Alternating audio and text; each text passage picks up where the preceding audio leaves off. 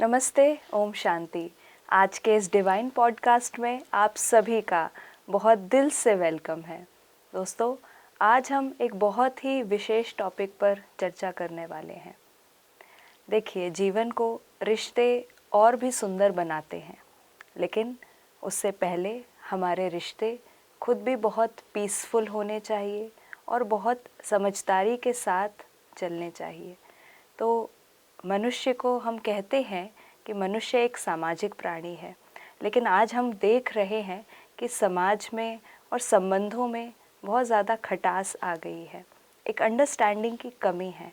तो आज के इस डिवाइन पॉडकास्ट में हम समझेंगे कि किस तरीके से हम अपने रिश्तों को और भी सुंदर बना सकते हैं, ताकि ये हमारा जो जीवन है, ये जो हमारी यात्रा है, ये और भी सुंदर हो जाए। और आज के पॉडकास्ट में हमारे साथ हैं हमारे बहुत ही प्यारे, हमारे इमोशनल इंटेलिजेंस एक्सपर्ट और हैप्पीनेस कोच आदरणीय राजयोगी बीके कमल भाई जी। भाई जी, ओम शांति। नमस्कार, आपका इस डिवाइन पॉडकास्ट में हार्दिक स्वागत है। Thank you so much. भाई जी, जैसे हम चर्चा कर रहे थे कि मनुष्य एक सामाजिक प्राणी है और समाज में रहते हुए भी बहुत सारी चीज़ें आजकल हम देख रहे हैं कि रिश्तों में बहुत ज़्यादा खटास है, कहीं कहीं पर बहुत ज़्यादा अशांति है, और वो अशांति का कारण क्या है वो हम आपसे समझना चाहते हैं। बिल्कुल, देखो, पहले आज से थोड़ा समय पहले अगर हम जाएं, है ना, तो 10 लोग, 15 लोग या 20 लोगों की फैमिली भी साथ में रहती थी जी।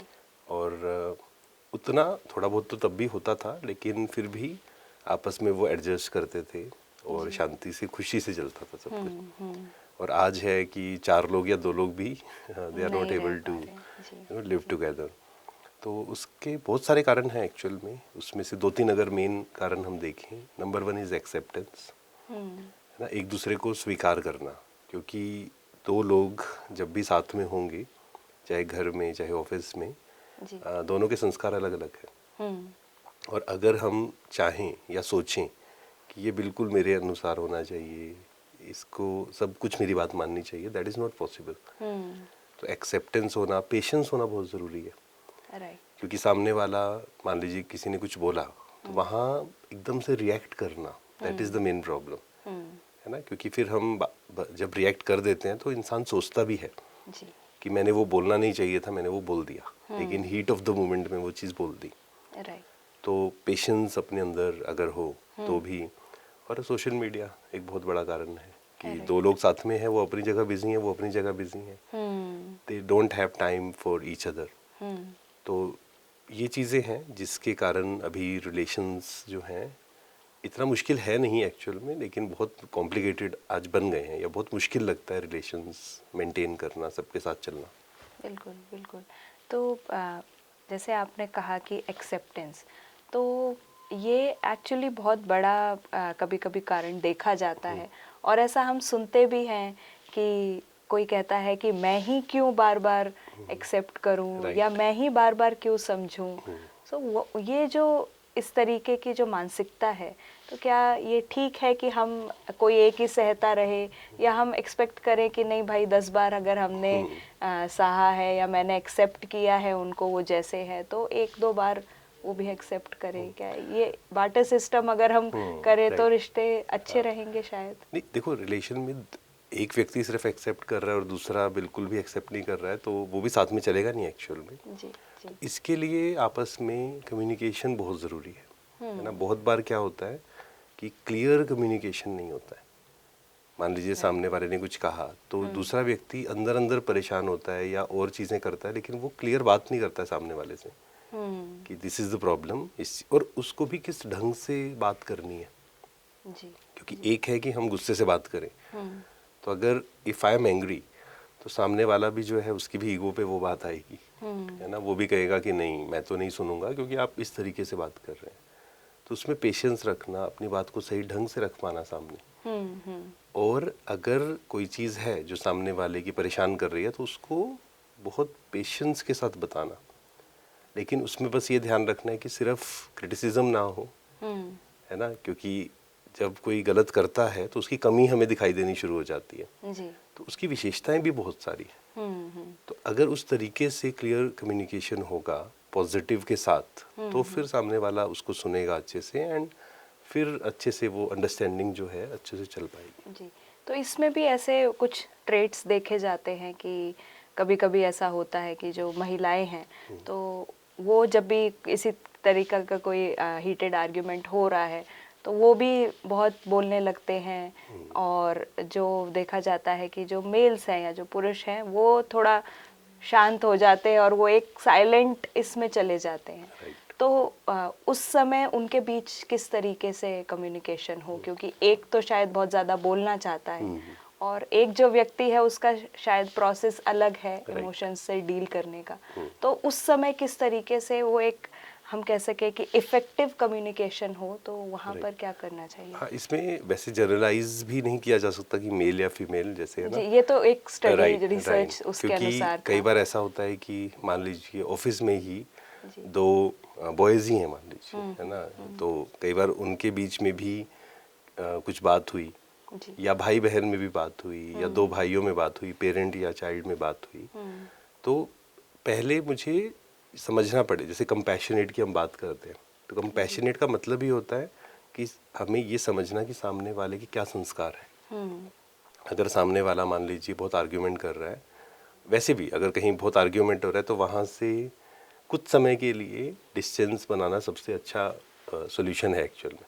जी, लेकिन फिर उसमें ये मिसअंडरस्टैंडिंग हो जाती है कि वो हमसे बात नहीं करना चाहते या I am not being heard, तो वो भी कभी कभी डिसरिस्पेक्टफुल हो जाता है सामने वाले के लिए। लेकिन अगेन फिर we should wait for the right time.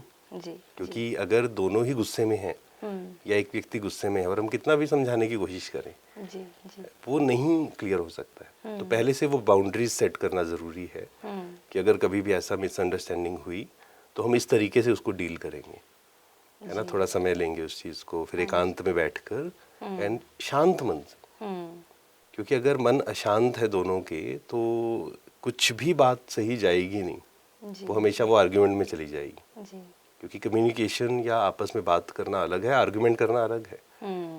तो उसके लिए फिर कुछ बाउंड्री सेट करनी पड़ेंगी, कुछ रूल्स बनाने पड़ेंगे। जी, जी, बिल्कुल, बहुत अच्छी बात एक्चुअली आपने शेयर करी कि जब हम कह सकते हैं कि सेन माइंड में हैं तो उस समय हम एक अपना प्लान बनाएं या कुछ बाउंड्रीज सेट करें या कुछ इस तरीके के गाइडलाइंस हम अपने रिश्तों के लिए सेट करें कि जो कि हम बाद में अगर इस तरीके का कोई सिचुएशन होता है तो वहाँ पर हम उसको यूज़ कर सकते हैं।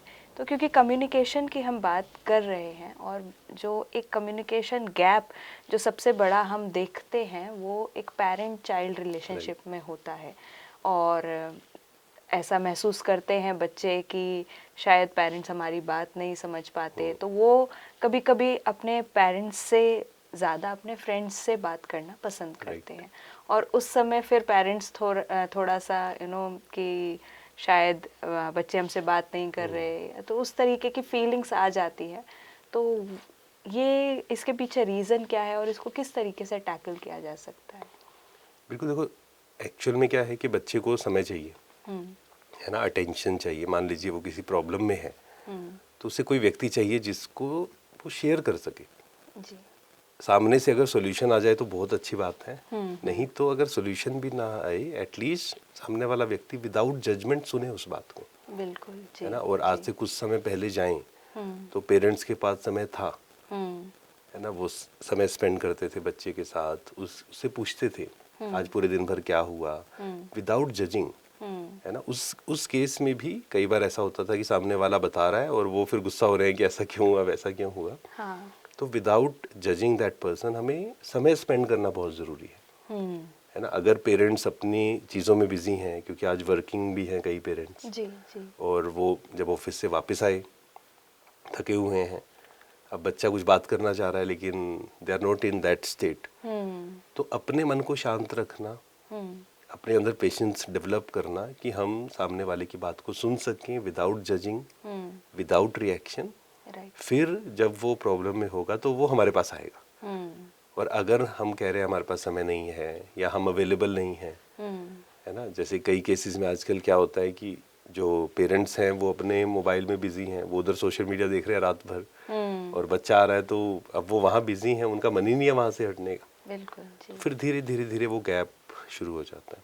शुरू हो जाए तो इसलिए उनके साथ समय स्पेंड करना, हम्म और साथ ही साथ अपने मन पे काम करना कि हमें रिएक्ट नहीं करना है, हमें शांत रहना है, और हमें उसकी अपनी यात्रा है, हमारी अपनी यात्रा है। अगर इसको स्पिरिचुअल तरीके से देखें, जी। हर आत्मा की यात्रा अपनी है, हम सब एक्टर्स हैं, उसकी अपनी यात्रा है। मुझे उसमें इंटरफेयर नहीं करना है, मुझे उसको एनहेंस करने के लिए, उसके एक्सपीरियंस को या उसकी हेल्प करने के लिए जितनी मैं मदद कर सकता हूँ, उसके लिए मुझे रेडी रहना है। लेकिन ऐसा देखा जाता है कि ये पेरेंट्स की अंडरस्टैंडिंग होती है, और इस तरीके का सिस्टम जो हमारे इंडियन सोसाइटी में, कल्चर में बना ही हुआ है कि पेरेंट्स को तो इंटरफेयर करना ही है, कि अगर बच्चे कुछ कर रहे हैं तो उनको पता होना चाहिए, और लाइफ के जो बड़े डिसीजंस हैं उसमें जो पेरेंट्स का से है या उनका भी पॉइंट ऑफ व्यू है वो कंसिडर होना चाहिए। तो इस वजह से कभी कभी बच्चे भी अपने ऊपर दबाव महसूस करते हैं, और अगर पेरेंट्स नहीं इंक्लूड किए जाते हैं तो फिर उनके अंदर उस तरीके की भावनाएं आती हैं। नहीं देखो, इंटरफेयर मतलब हम इंटरफेयर तो एक हो गया ना कि उसकी एक बाउंड्रीज हैं सबकी। एक पेरेंट है तो उसकी रिस्पॉन्सिबिलिटी है कि बच्चे को देखना है, संभालना है। जी। और मोबाइल पे वो क्या देख रहा है, आज तो दोस्त कौन से, पहले होता था दोस्त कौन कौन है, आज है कि मोबाइल पे वो क्या देख रहा है। राइट। है ना, क्योंकि that is very very important. क्योंकि खासकर कुछ सोशल मीडिया प्लेटफॉर्म्स हैं, जैसे इंस्टाग्राम है, अब यूट्यूब है, उस पर क्या है कि अगर एक व्यक्ति अच्छा देख रहा है तो उस एल्गोरिदम ऐसा है कि अच्छा ही आएगा उसके सामने। बिल्कुल। लेकिन कुछ सोशल मीडिया प्लेटफॉर्म्स हैं जैसे इंस्टाग्राम, उस पे आप अच्छा भी देख रहे हैं तो भी वो आपको ऐसा कंटेंट कंज्यूम करेंगे which is very addictive, which is not positive. तो वहाँ अपने बच्चों को सेव करना बहुत ज़रूरी है। जी, जी। उसके लिए थोड़ा स्ट्रिक्ट भी होना पड़ेगा, राइट। लेकिन जितना आप कर सकते हैं, एक रिस्पॉन्सिबिलिटी आपने समझाया, फिर अपने को डिटैच भी हम कर पाए। क्योंकि अगर हम चिंता करते जा रहे हैं 24 घंटे, which is not good for my health, and जब मैं सही नहीं हूँ तो फिर मैं सामने वाले, मेरा पेशेंस लूज हो जाएगा ना। फिर वो मोबाइल यूज़ कर रहा है तो मैं उसको डांटूंगा, एक नेगेटिव एनर्जी मैं भेजूंगा। स्ट्रिक्ट होना अलग चीज़ है, गुस्सा करना अलग चीज़ है। जी, जी। तो वो हमें समझना है कि सामने वाला जो व्यक्ति है वो अपनी यात्रा पे है, मुझे उस रिस्पॉन्सिबिलिटी है, मुझे उसको संभालना है, लेकिन पूरी तरह ऐसा फोर्स नहीं करना है। क्योंकि ये फोर्सफुल थोड़ा सा होता ही है। राइट। पेरेंट्स बोलते हैं कि हमने तो पैदा किया है तो हाँ, हमारा राइट, हक है राइट। उसको डांटने का या ये करने या मारने का भी कई बार। जी, जी, जी। लेकिन उस केस में क्या होता है कि सामने वाला एक बच्चे को मान लीजिए पेरेंट्स से बहुत डर लगता है, तो वो उनके सामने वो चीज़ें करना बंद कर देगा, है ना। लेकिन अंदर चीज़ें चलती रहेंगी, उसको प्यार तो चाहिए ना। अब प्यार वो मिल नहीं रहा है उसको, तो फिर वो बाहर से ढूंढने की कोशिश करेगा, फिर वो लोगों से इन्फ्लुएंस होगा, फिर वो सब कुछ बताना बंद कर देगा पेरेंट्स को, करेगा वो अंदर से। तो इसलिए कहते हैं लव एंड लो का बैलेंस बहुत ज़रूरी है ना। हमें प्यार से भी समझाना है, और again we need to understand कि पूरी तरह से मुझे उसको डोमिनेट नहीं करना है। कुछ चीज़ें हैं जो मुझे उसकी एक्सेप्ट करनी है, कुछ चीज़ें हैं जो हम एक्सेप्ट नहीं कर सकते, वहाँ पर फिर थोड़ा सा स्ट्रिक्ट होना है। तो लव एंड लो का बैलेंस बहुत ज़रूरी है। जी, जी, बहुत अच्छी बात है, और मुझे लगता है कि ये बहुत अच्छी पेरेंटिंग टिप है हम सभी के लिए कि लव और लॉ का अगर बैलेंस है तो हमारे जो रिश्ते हैं वो और भी सुंदर हो सकते हैं हमारे बच्चों के साथ। तो यहाँ पर कभी कभी ऐसा भी देखा जाता है कि मतलब कि बच्चे ने कोई अगर बात पेरेंट्स के साथ शेयर करी, और ऐसा हुआ कि फर्स्ट टाइम में उसको इतना एनकरेजमेंट नहीं मिला या उसको तुरंत ही रिजेक्ट कर दिया गया, तो फिर वो धीरे धीरे अपनी जो बातें हैं शेयर करना बंद कर देता है, और फिर जैसे आपने ही कहा था कि जो नॉन जजमेंटल होकर उसकी बातें सुन रहे हैं तो उनको बता सकता है। तो यहाँ पर किस तरीके से पेरेंट्स में थोड़ा सा एक्सेप्टेंस बच्चों के प्रति बढ़ जाए, क्योंकि शायद वही बात अगर उनके पेरेंट्स के फ्रेंड्स आकर उनको बताते जब उनके चाइल्डहुड में, तो वो उनको सपोर्ट करते, लेकिन जब अपने बच्चे की बात आती है तो शायद आपने यूज़ किया वर्ड अटैचमेंट, राइट। तो उसके वजह से शायद इस तरीके का जो है उनके अंदर ये आता है देखने में। तो वहाँ पर क्या थोड़ा सा चेंज कर बिल्कुल, सकते हैं? इसलिए आध्यात्मिकता बहुत ज़रूरी है ना, क्योंकि जब हम बात करते हैं अटैचमेंट की, तो अब अटैचमेंट अगर देखें तो कई लोग बोलते हैं कि बहुत ज़रूरी है अटैचमेंट, उसके बिना काम नहीं चलेगा। बिल्कुल। ऑन द अदर हैंड हम कहते हैं कि अटैचमेंट मीन्स मोह, हिंदी में बोलते हैं ना कि मोह एक विकार है ना, काम क्रोध लोभ मोह अहंकार।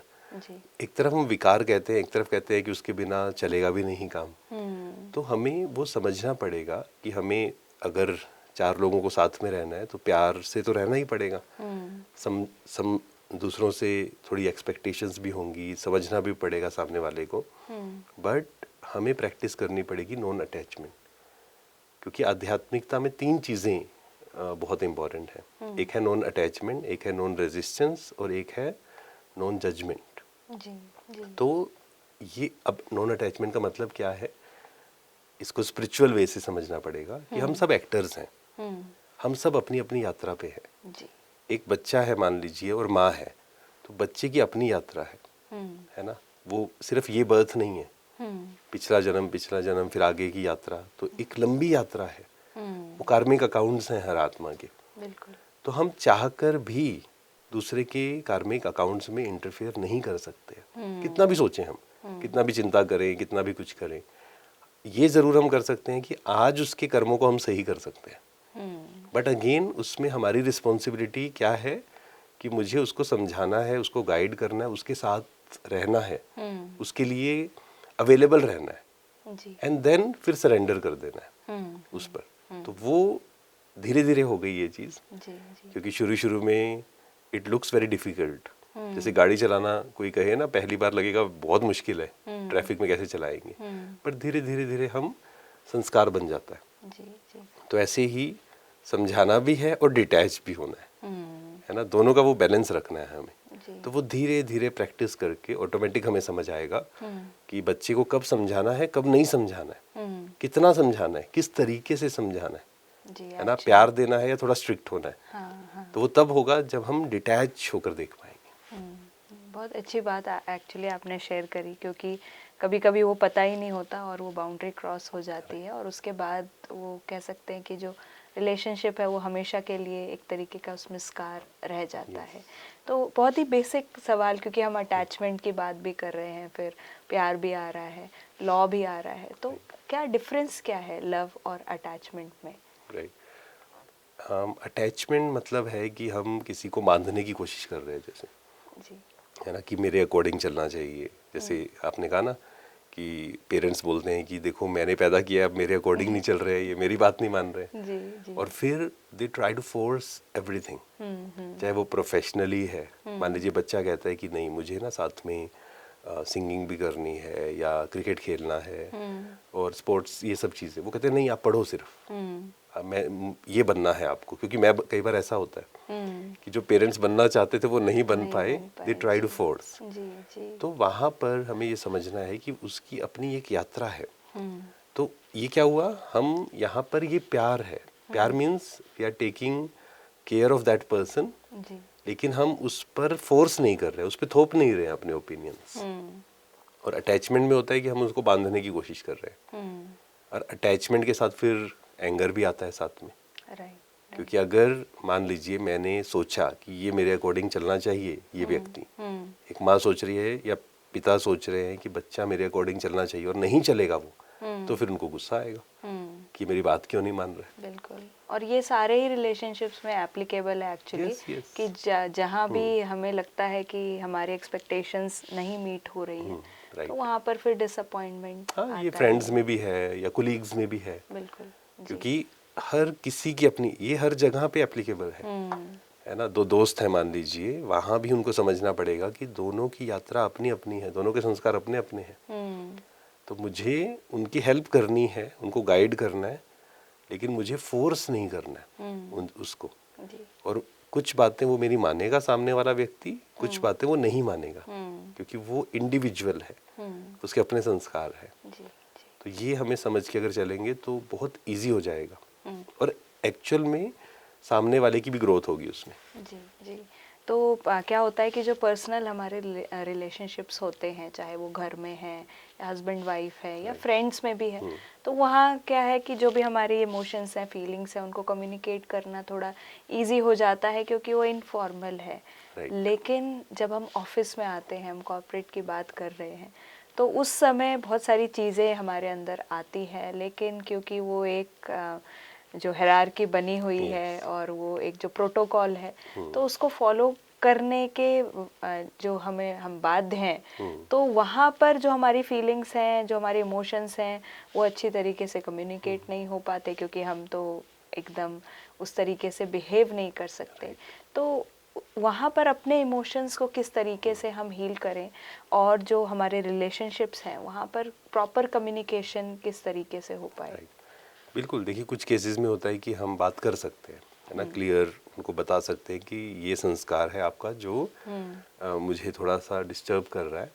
एंड साथ साथ ये भी कह सकते हैं कि मेरे अंदर भी संस्कार है, मुझे पता है दैट आई ऑल्सो चेंज, वो सही है। कुछ केसेस में हम नहीं बात कर सकते और सामने वाला मान लीजिए डोमिनेट कर रहा है या गुस्सा कर रहा है या हमारा कोई सीनियर है मान लीजिए और वो हमें गलत बोल रहा है and we can not say anything, क्योंकि हमें पता है हम कुछ कहेंगे तो हमें ऑफिस से निकाल देंगे या जो भी चीज़ें हो सकती हैं बहुत सारी।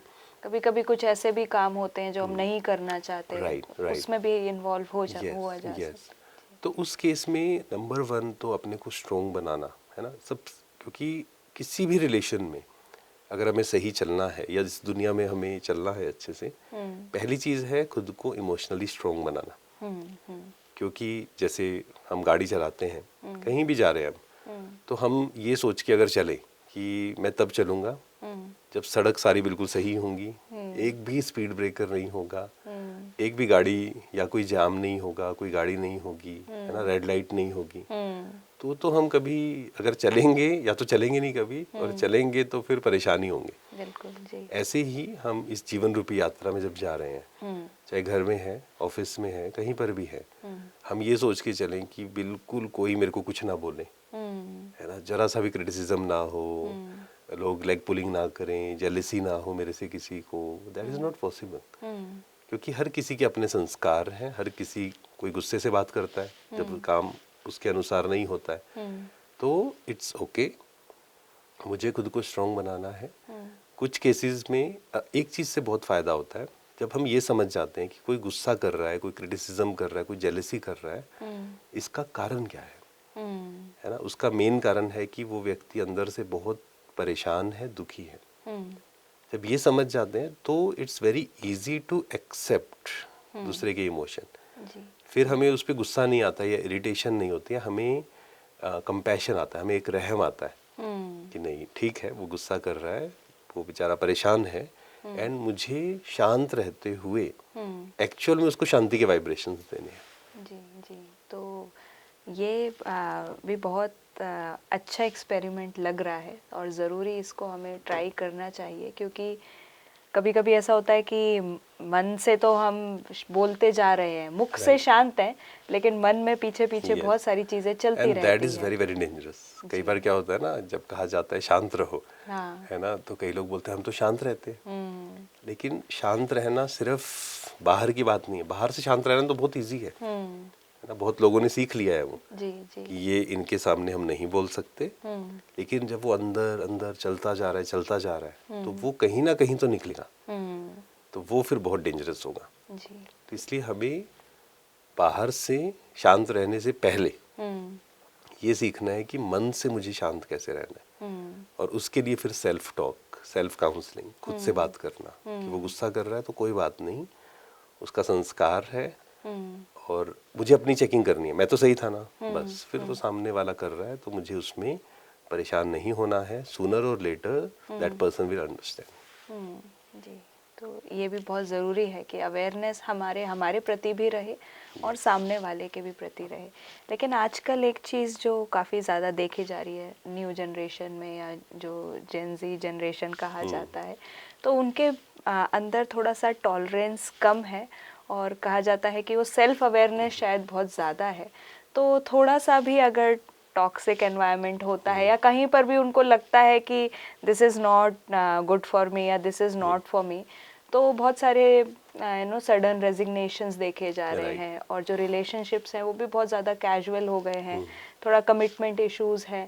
तो आपने जो कहा कि हमें स्ट्रांग रहना है और हमें मतलब देखना है कि what is right for me, तो इस तरीके से अगर हर एक थोड़ा सा सेल्फ सेंटर्ड हो जाएगा तो फिर तो रिश्ते चल ही नहीं पाएंगे। नहीं, देखो, इमोशनल स्ट्रोंग होने का मतलब ये नहीं है, इसको कई बार हम गलत ढंग से लेते हैं कि फॉर एग्जांपल किसी कहीं पर कुछ बात हुई ऑफिस में और हमने कहा कि हम तो बहुत स्ट्रांग हैं एंड हम नहीं यहाँ जॉब करेंगे या काम करेंगे, है ना, दैट इज या नॉट मुझे राइट। नहीं करना, it is not working for मुझे मी, नहीं करना है जी, क्योंकि टॉक्सिक एनवायरनमेंट है। Yes yes. तो we need to understand this कि ये जो समय चल रहा है ना, ज़्यादातर जगह पर आप जब देखेंगे तो देखेंगे कि लोग परेशान हैं, दुखी हैं, गुस्सा है ना, जेलेसी है।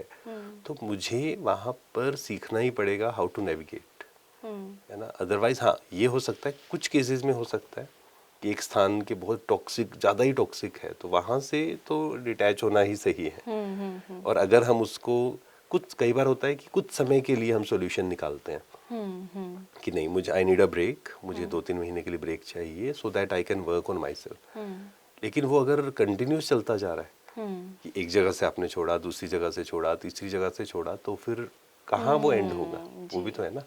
कहीं तो मुझे अपने आप को स्ट्रॉन्ग बनाना पड़ेगा, मीन्स कहीं पर तो मुझे अपने अंदर टॉलरेंस पावर लानी पड़ेगी, एक्सेप्टेंस लानी पड़ेगी कि इट्स ओके, कोई बात नहीं। या फिर शायद ये चेक करना पड़ेगा कि कहीं मेरे अंदर ही तो प्रॉब्लम नहीं, yes yes, if I am वही हम द बोलते हैं ना, common problem, common thing, common yes, parameter हाँ, एवरीवेयर। उसमें क्योंकि कई बार जैसे हम हमेशा एक बात बोलते हैं कि मान लीजिए कोई आपको नेगेटिव बोल रहा है, ठीक है, तो उसमें जस्ट इग्नोर, कोई आपको नेगेटिव बोल रहा है, लेकिन सभी नेगेटिव बोल रहे हैं, then I need to check my myself कहीं मेरे में ही कुछ ऐसा संस्कार तो नहीं है जो जिसके कारण लोग मेरे को क्रिटिसाइज कर रहे हैं या लोग मुझे पसंद नहीं कर रहे हैं। हाँ, 10 लोग नहीं कर रहे हैं 100 में से, इट्स ओके, वो उनका संस्कार है, तो वो चेक करना भी ज़रूरी है।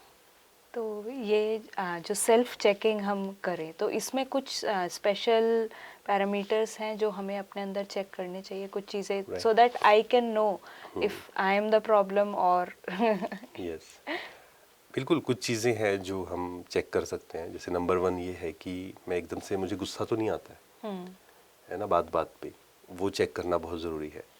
क्योंकि जब हम डिप्रेशन की बात करते हैं ना, तो डिप्रेशन की ओर जा रहे हैं या नहीं जा रहे हैं, उसका एक सिंपल चेकिंग ये है कि बार बार हम गुस्सा तो नहीं करते हैं दिन भर, छोटी छोटी बात पे, जैसे इरिटेशन, कहीं हम इरिटेट तो नहीं हो रहे हैं बात बात पे, हम जा रहे हैं और ट्रैफिक मिल गया हमें, ऐसा तो नहीं हम इरिटेट होना शुरू हो गए, है ना। तो ये कुछ चीज़ें हैं, जैसे इरिटेट होना, फिर हर्ट होना, किसी ने थोड़ा सा कुछ कहा, क्रिटिसाइज किया, उस पर एकदम से हर्ट हो गए, एकदम से रिएक्ट किया हमने, या सुबह उठे हैं और खुश नहीं हैं, और एक दिन है तो इट्स ओके, कोई बात नहीं, होगा कुछ कारण। लेकिन अगर वो लगातार चलता जा रहा है, रात को नींद नहीं आ रही है, मोबाइल बहुत ज़्यादा हम यूज़ कर रहे हैं, क्योंकि कल भी पिछले एपिसोड में हमने बात की थी कि एडिक्शन का मेन कारण क्या है, अंदर खालीपन, है ना। तो वो मुझे ये चेक करनी है, ये बिल्कुल सिंपल चीज़ें हैं जो हम दिन भर कभी भी चेक कर सकते हैं। और अगर ये चीज़ बढ़ती जा रही है, दैट मीन्स मुझे अपने आप पे काम करना है, उसके लिए कुछ ऐसे स्थान पे जाना है जहाँ पर मुझे ये चीज़ें सीखने को मिलें। तो अपने पे इन चीज़ों को हम अगर काम करेंगे, then it will become very easy, चाहे वो घर में या प्रोफेशनली, हम अच्छे से एडजस्ट कर पाएंगे सबके साथ। तो इसमें क्या एफर्मेशंस या मेडिटेशन, इस तरीके की चीज़ें काम आ सकती है? बिल्कुल, जैसे एफर्मेशंस में हम इसमें क्या कर सकते हैं कि I am emotionally strong, I am powerful, negative energy मुझ पर प्रभाव नहीं डाल सकती है, when situations are not my way, I can remain peaceful, I can remain calm। तो इस प्रकार के हम एफर्मेशंस प्रैक्टिस कर सकते हैं, या इसको कहें सेल्फ टॉक, कि किसी ने मुझे कुछ कहा, जो हमने जर्नलिंग की भी बात की थी, कि मान लीजिए किसी ने आपको कुछ कहा और आपको अच्छा नहीं लगा वो चीज़, 10 लोगों के सामने बोला या मीटिंग में बोल दिया आपको कुछ गलत, तो वहाँ पर आप एकांत में बैठिए, जर्नलिंग करिए कि मान लो उन्होंने कुछ कह दिया क्या हो गया उससे, क्या मुझे इतना, क्या मैं ज़्यादा रिएक्ट तो नहीं कर रहा हूँ। कई बार हम अपने आप से पूछेंगे ना, जी। एम आई ओवर रिएक्टिंग, तो अंदर से आएगा यस। और फिर सॉल्यूशन निकाल कर, अगर आपको लग रहा है कि नहीं सामने वाले ने गलत किया, तो आप जाकर उनसे बात कर सकते हैं। जी। लेकिन फर्स्ट आई नीड टू काम माई सेल्फ, क्योंकि उसी इमोशन में जाएंगे तो वहाँ लड़ाई होगी, जी। तो उसका कुछ फ़ायदा नहीं है। जी जी। तो यहाँ पे रस यही है कि जब भी हमें कम्युनिकेट करना है और अगर हमें हेल्दी रिलेशनशिप्स चाहिए, तो एक तो हमारा जो स्टेट ऑफ माइंड है वो काम एंड पीसफुल होना चाहिए। तभी हम अपनी जो फीलिंग्स है, अपने इमोशंस हैं और वाकई में हम जो कन्वे करना चाहते हैं वो हम उनसे कह सकेंगे। और यहाँ पर जो सेल्फ अवेयरनेस की आपने बात करी, सेल्फ टॉक की बात करी, तो उसको भी बहुत ज़्यादा पॉजिटिव हम रखेंगे तो ज़रूर ही हम अपने जो रिलेशनशिप्स हैं और हमारे जो आसपास हमारे लोग हैं उनको बहुत ही हम प्यार से हैंडल कर पाएंगे। तो ये चर्चा हम आगे भी करते रहेंगे कि किस तरीके से हमें अपने रिलेशनशिप्स को, हमें अपने संबंधों को और भी शांति और प्यार से सजाना है। तो आज के इस एपिसोड में जुड़ने के लिए आप सभी का बहुत बहुत शुक्रिया और इस चर्चा को हम अगले एपिसोड में आगे बढ़ाएंगे। नमस्ते, ओम शांति।